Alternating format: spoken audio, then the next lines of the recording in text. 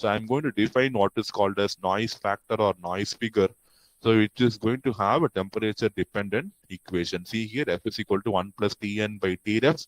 Tn is going to be the noise temperature and Tref is going to be the standard temperature 27 degrees Celsius, or it is 290 Kelvin. So with respect to Tref, how much my system is going to increase in temperature because of the noise. You know, you have so many resistors in your circuit, right? All these will contribute to noise, and this noise will increase the system temperature. So from 290 Kelvin, how much my noise is increasing? So that is going to give the formula for noise figure. F is equal to 1 plus Tn by Tref, or if you cross multiply or rearrange, you get Tn is equal to Tref into F minus 1.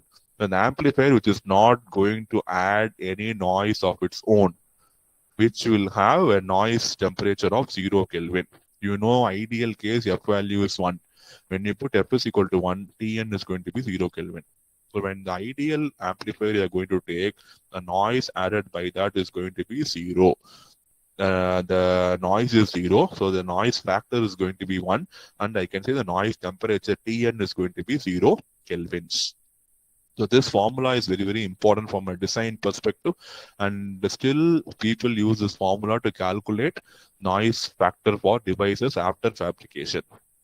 So noise temperature will, this noise figure and noise temperature will clearly give the performance of amplifiers which are in cascading, because when you cascade amplifiers, the noise power will also be multiplying, right? So it will increase enormously.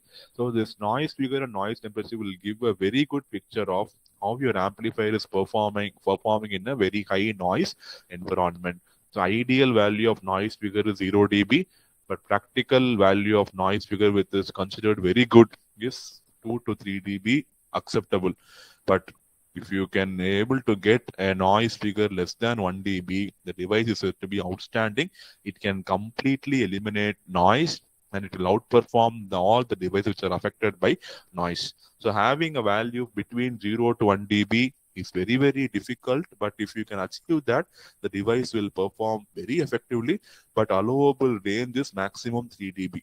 So if it exceeds 3 dB, it is understood that the noise is dominating inside the device and things are not under your control. So you have to design circuits to minimize noise in the device.